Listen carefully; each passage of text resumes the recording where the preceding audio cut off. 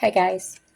I know I just put a video out there, but it really got me to thinking about um, the situation. One of the situations I went through that was very freeing and a positive change in my life. Have you ever had someone in your life that makes you feel different sorts of ways? For the most part, I've always done what I wanted to do and when I wanted to do it. For instance, after my first divorce, I got into learning how to line dance, going where I wanted to go, working when I wanted to. I found out that being free to enjoy life was great. I was free from the past and happy. What I didn't realize was what I thought was so wasn't. As time went on, more reality started revealing itself to me. I began to see that what I actually meant to my family was so wrong, and that I was in reality not loved, liked, or respected as a person. And that's something. Except for two family members. And the two that do love me, well, one's still living, was my dad and my sister. Um, yeah, those two are excluded. They are great to me. So the two I'm speaking about, I'll just tell you, my brother and my mother, both narcissists. Anyhow, I shouldn't say that. I'm not a psychiatrist to diagnose them. Okay. So, in fact, I was used a lot, mistreated, and because I had allowed it to go on for so long, oblivious to it, those realities became more and more evident. It was so easy for these people and becoming easier for them to use me. They didn't even try to disguise it any longer. So that's how it was becoming evident. The longer I let it go on, the less they were trying to hide it. They were just openly doing this. And because there wasn't any respect at all, they began, or so I thought was new behavior, actually been going on longer than I realized. It took one day, several people, strangers, at a local, it was our little restaurant that we used to go to all the time. And these strangers were talking to me like across the aisle, across the, from table to table when I was by myself. And started to tell me what was going on behind the scenes. They told me what has been going on and were very troubled by it. They witnessed how kind and giving I treated them, my family. But after I left, they did nothing but talk bad about me. So evidently, they would be talking to each other, and when they wanted something done, they would say, "Let's wait until Jen gets here. She'll do it. We'll get the money and we won't have to pay her." So that's how bold they were. That's how comfortable they were with this scenario where now they're discussing it openly in public. So even though people were telling me that, I didn't let it deter me. See, I wasn't listening to strangers. I was loyal to my family. So for several years more, I continued this behavior. So as time went on, I became more successful and made myself a pretty good life. Now, the whole time I was doing that, yes, I was being cut down. I was being manipulated, made to feel guilty about certain things that had nothing to do with me, okay? Just wanted to throw that in there. Because you may be going through this or know somebody that is. I'm not doing this for attention. I am trying to bring support to others that may be suffering. So all of a sudden, I began losing my employment at various places. Just told, we don't need you anymore. One place even told me, I said, why are you firing me? You're too smart. What kind of reason is that? So whenever I lost a job, I was told by these family members, well, you can come work with us until you find something. Like they're doing me this huge favor. And I thought they were. So I did. I worked for them for gas money. They paid me like $40 a day. 8 to 10 hours work, $40 a day. So I made them hundreds, if not thousands of dollars. And when I would ask for a regular paycheck, I was told, I can't afford to pay you. For whatever reasons they come up with at the time. So after being told you need to find a regular job, I would, only to be played out time and again. I then found out that whenever they thought they needed me again, they were going to my places of employment and getting them to let me go. Now, this isn't typical. This doesn't usually happen where people work. There's a difference here. So now the way this happened, my family members were well known, respected in our community. One time, the one member told the other to, quote unquote, get me, okay? And he beat me up. I called the law. Mother and brother made up some story. So the cop comes back to me and says, well, they both have the same story, and yours is the only one that's different. So we can take you to jail. Yeah. What I should have done was said, okay, take me, but take me by to the hospital first so I can get checked out. Because what I realized later in that day was my brother had body punched me a lot. He didn't hit me in the face. But what revealed later on that day was bruises. Pretty bad bruises. So, yeah, I think back, I could have handled that differently. But I was so down, I just felt defeated. So yeah, it was rough, and that's the day I went no contact in 2016. Well, sort of no contact. I'll get into that. So my sister asked me to go back with her to sit down and talk about this. Okay. The two finally admitted what they had done to me, and that's because the sister wasn't having it. So she asked me to speak, and I wouldn't. I had nothing to say. No. They all kind of gang up on me, and you can say what's on your mind. Please do, please do. And I was telling them, you really don't want to hear what's on my mind. Just leave it alone. So I was warning them.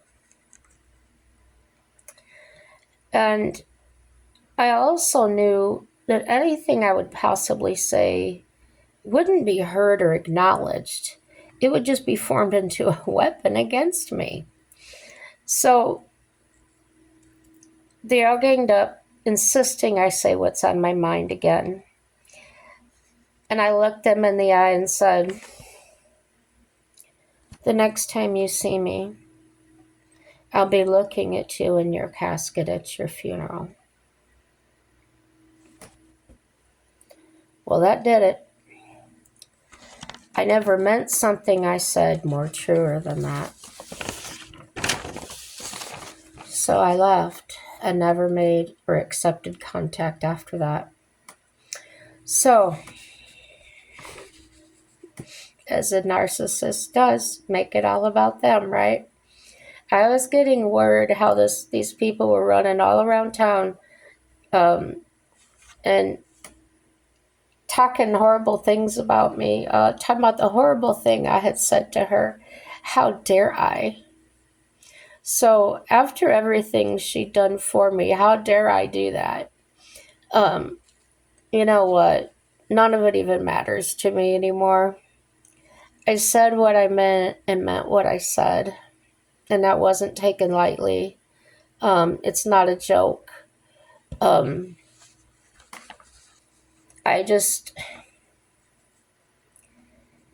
grabbed the chain. I held it up that day and snapped it, saying, "No more. You're not going to treat me this way no more. No more will I allow you to do this to me." And again, I'm not telling this story to make anyone feel some sort of way about me. It's not about me, good or bad. I've heard but that's your only mother. Well, I'd ask, has anyone told her that I'm her daughter? And that's that. I hope that someone can benefit from hearing about those experiences. Part of turning hurt into my joy, those were choices others made, and trying to force me to submit once again is where I took my first and final stand. If you're suffering in any way at the hands of others, no matter who they are, you always have a choice. So I looked up an article, as I always do, because my experiences are not necessarily yours. So I wanted a professional opinion on this matter. So I found this under the Mind Psychiatrist, Escaping a Narcissistic Family, Your Guide to Break Free and Heal. Now this was a very extensive article, so I condensed it, and I feel like I put the most important points in here to help you out. Walking on eggshells. Are you constantly seeking their approval, never feeling good enough? Can be emotionally draining or overwhelming. Imagine never having to second guess your worth or tiptoe around their manipulative behaviors. The article provides practical strategies to break free from the toxic cycle and reclaim your self-worth. Okay? The key takeaways. Narcissistic families focus on the narcissistic parent's needs, leading to a lack of empathy, excessive control, and unhealthy communication. The common role, you probably heard this before. I know I've heard it lots of times. The golden child, the scapegoat, an invisible child, each facing unique challenges. I was always different. One day I would be the scapegoat, and the next time I would be the invisible one. I was invisible unless they wanted something from me. And then when something went wrong, I was the scapegoat. Between the golden child, that seemed to go between my sister and my brother. Growing up may result in low self-esteem, difficulty setting boundaries, and emotional detachment. Recognizing signs is crucial to consider escaping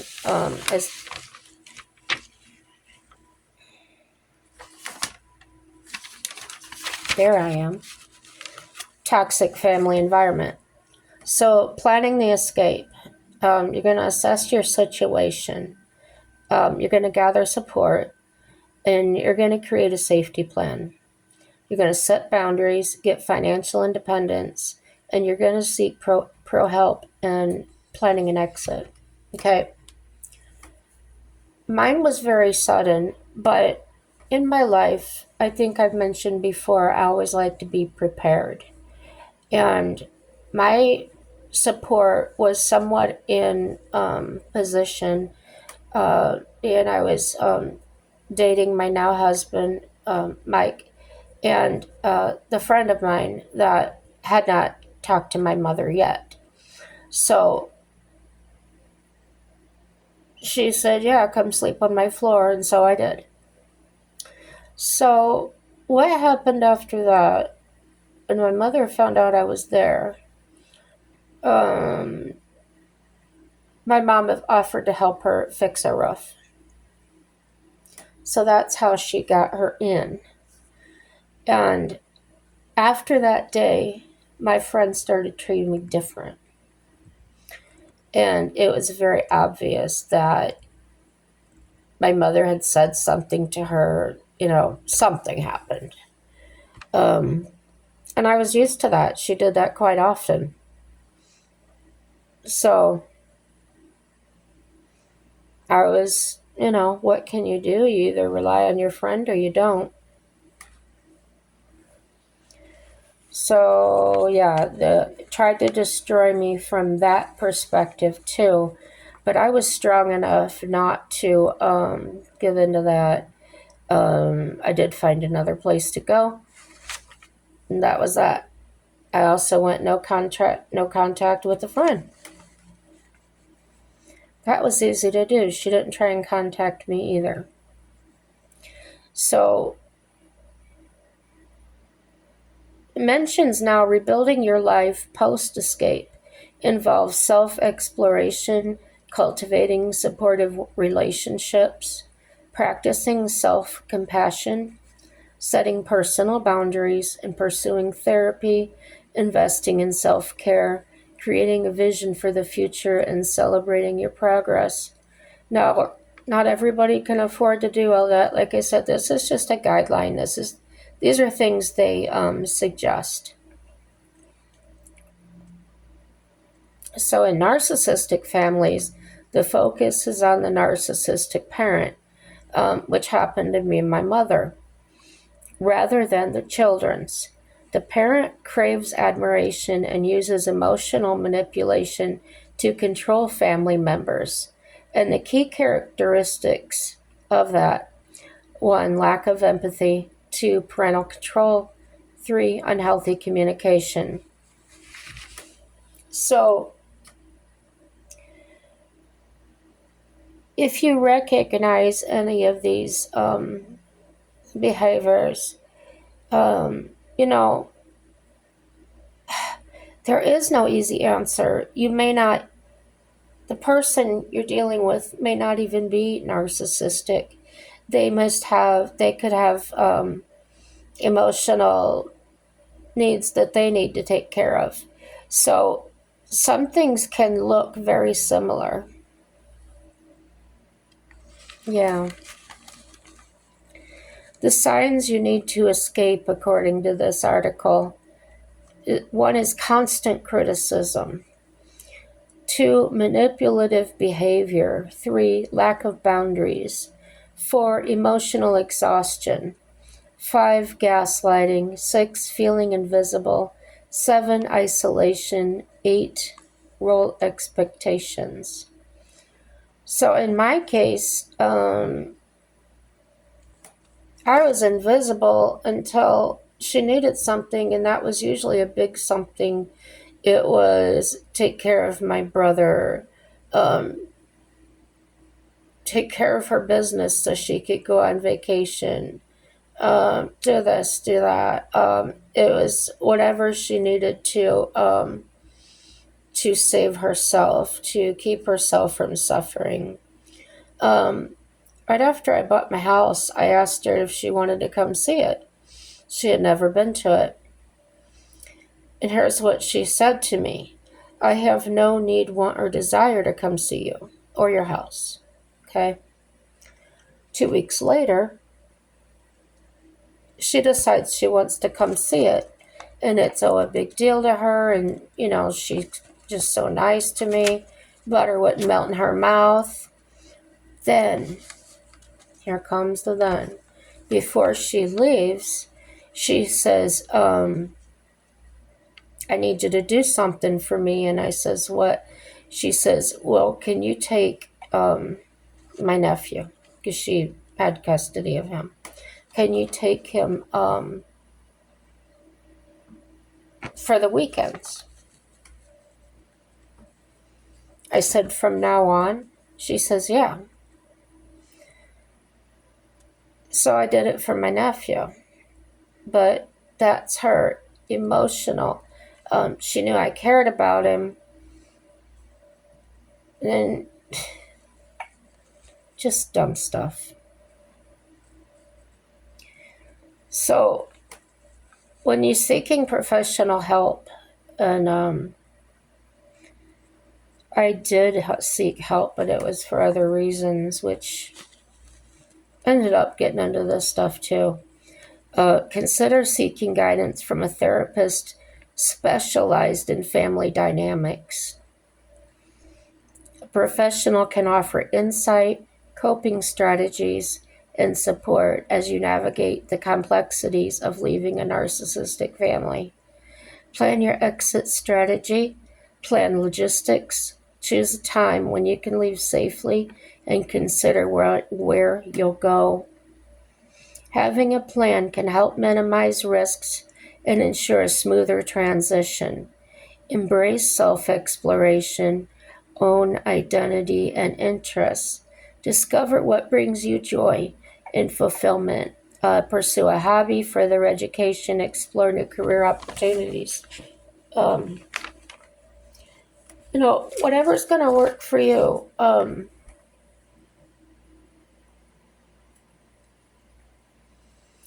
I had my horses, I had my dog, I had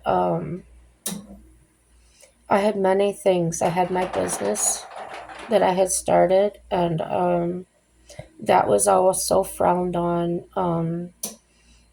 I was told I didn't know what I was doing. I was good enough to run her business while she was gone, but I wasn't capable of running my own business, she says, okay?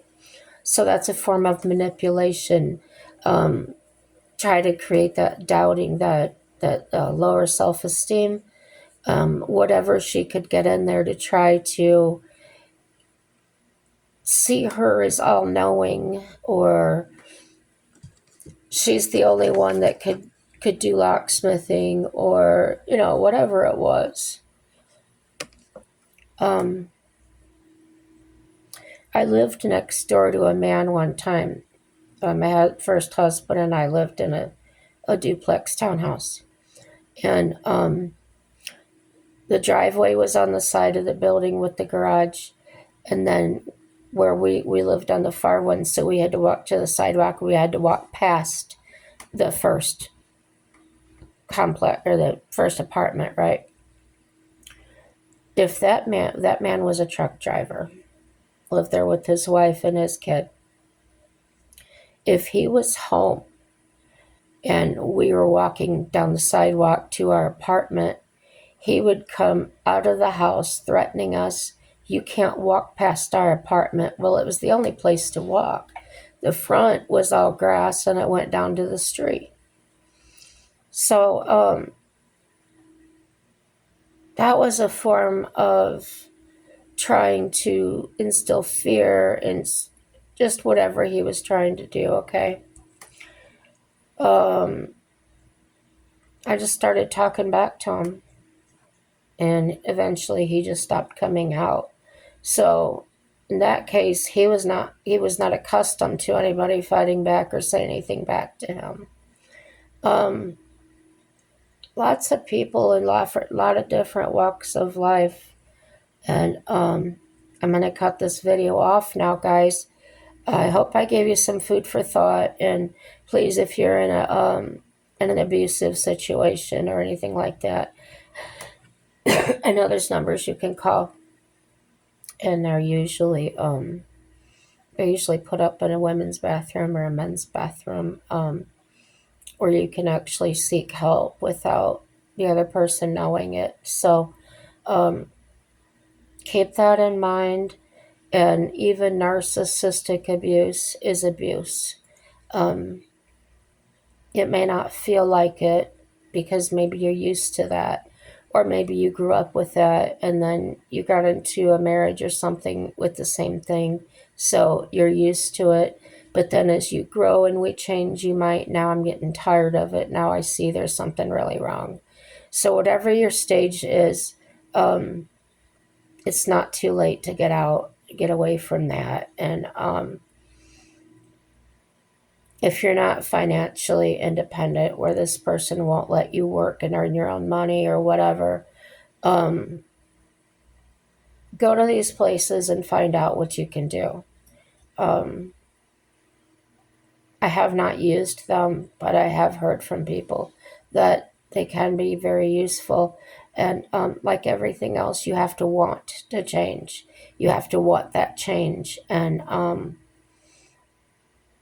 you might not have to get to the extreme that I got to, where I was just fried to the point I was done. And, you know, they can say that's my brother and that's my mother. Well, biologically, that may be true, but there's nothing that says I have to maintain a relationship the rest of my life with them, especially when it's abusive or controlling, or, you know what I'm trying to say.